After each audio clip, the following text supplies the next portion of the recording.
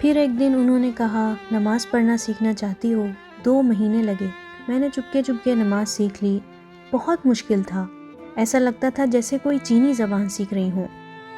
इतना सख्त था क्योंकि मैं तो सलवात तक नहीं जानती थी।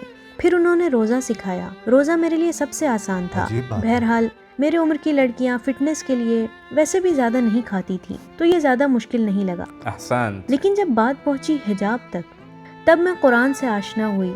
मैंने एक तर्जुमा शुदा कुरान कहीं से उधार लिया जो तुर्की इस्तांबुली में था। क्योंकि मुझे रूसी, तुर्की और आज़री ज़बानें आती थीं, लिहाजा उस वक्त मैं तुर्की इस्तांबुली में कुरान पढ़ रही थी। नमाज, रोज़ा, अकायद ये सब छुपाए जा सकते थे, लेकिन हिजाब, उससे तो पूरा ज़ाहिर बदल जाता है। उसे छुपाना मुमकिन नहीं था। मैंने खुद को तैयार किया।